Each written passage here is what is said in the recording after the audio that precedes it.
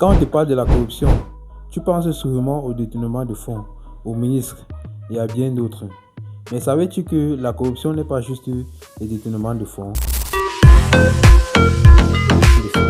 La corruption, c'est toi. La corruption, c'est moi. La corruption, c'est nous, en fait.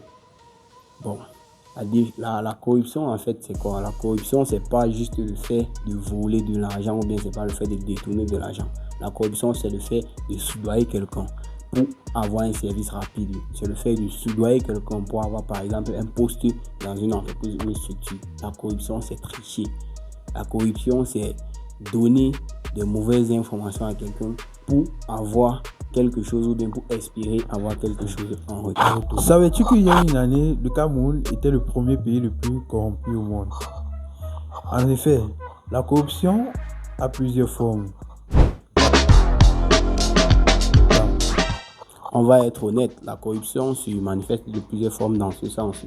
Par exemple, lorsque tu arrives à un péage ou à un poste de contrôle, tu soudoies en fait l'officier qui est en face de toi pour pouvoir traverser sans qu'il ne te contrôle parce que tes pièces sont périmées. Là déjà c'est une forme de corruption. Lorsque par exemple tu arrives dans un service public, il y a un rang ou bien il y a plusieurs personnes. Toi par exemple tu mets de l'argent dans ton dossier pour accélérer ta processus. Là déjà c'est de la corruption. En salle de classe on est peut-être en train de faire une évaluation. Toi tu triches pour pouvoir passer, pour pouvoir réussir ton examen. Ça, c'est de la corruption. Donc, la corruption, c'est pas seulement le fait de détourner de l'argent. C'est pas juste nos ministres qui passent à la télé parce qu'ils ont détourné des milliards. Non, la corruption se passe aussi même dans des petites choses.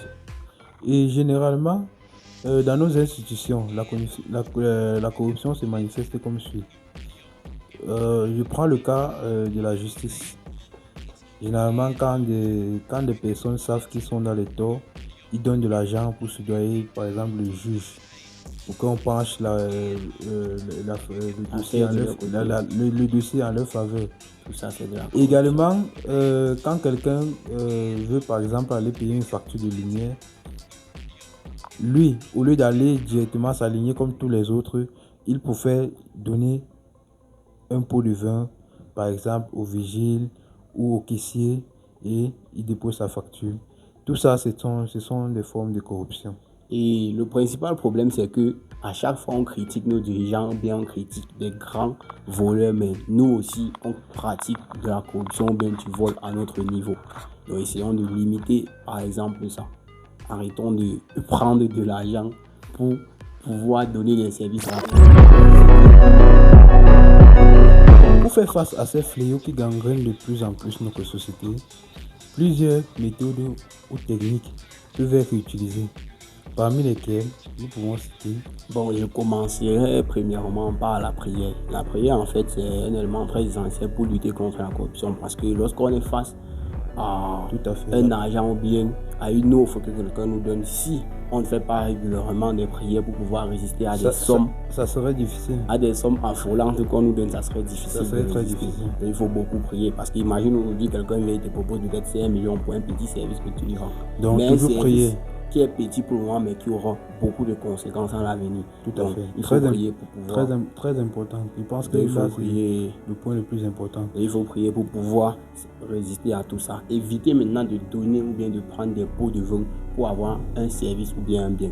Donc je m'explique. Je dis ceci pourquoi? Parce que si déjà tu donnes un pot de vin à quelqu'un pour qu'il te rende une action rapidement, logiquement, demain, si cette même personne a besoin d'un service, il viendra aussi te voir et te donnera aussi le même pot de vin. Ça fait déjà que vous êtes en train de faire une corruption qui est engendrée. Alors que si tu ne donnes pas le pot de vin et tu ne reçois pas, la corruption ne passe pas par toi. Et aussi maintenant, privilégier les actes officiels. C'est-à-dire quoi? Si peut-être tu veux peut-être faire une procédure pour quelque chose, essaye de faire ça de manière officielle et non dans l'illégal, parce que si tu pars un peu derrière, forcément là-bas on va te demander quelque chose. Alors que lorsque tu fais dans la transparence et aux yeux du public, ça fait que toi aussi tu restes droit, même si ces intentions arrivent. Donc faites toutes choses dans la légalité. C'est ça en fait. Je pense aussi qu'il faudrait connaître aussi ses droits. Parce que lorsque tu connais tes droits, ça permet à ce que on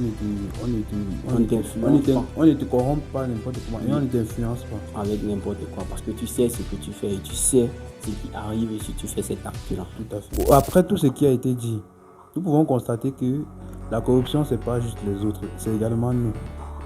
La corruption, c'est nous, c'est les autres, c'est tout. C'est tout ce qu'on fait au quotidien qui n'est pas normal. Donc, arrêtons juste d'accuser l'État. La corruption ne vient pas juste d'en haut, elle vient aussi de nous, le bas peuple, des actions que nous commettons. Donc, si nous voulons que la corruption cesse, nous devons commencer par arrêter de commettre des actes qui ne sont pas réglementés.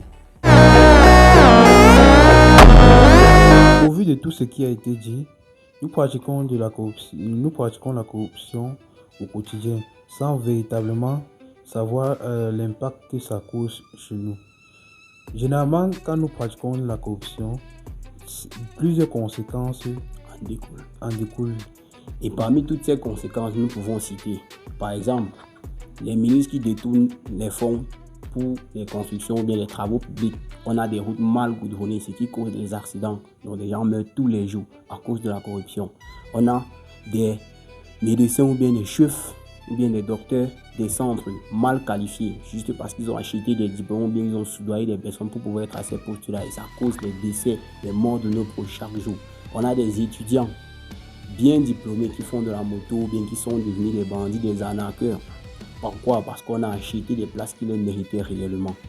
Donc la corruption, en fait, ça cause beaucoup de conséquences indirectes que nous ne pouvons pas voir. Donc essayons de limiter la corruption à notre niveau. Au vu de tout ce qui a été dit, nous avons tendance à pointer du doigt le gouvernement. Mais en réalité, n'est-ce pas nous le problème? Car c'est nous qui choisissons notre gouvernement. C'est nous qui choisissons nos dirigeants. Nous faisons de plus en plus le mauvais choix. Et ce qui permet de perdurer, ce qui perdure au fil des années. De ce fait, j'ai décidé de me présenter aux élections municipales. Et pour un Cameroun sans corruption, votez-moi. Je suis Ulrich Boudjouan. C'était Éveil d'Afrique. Merci.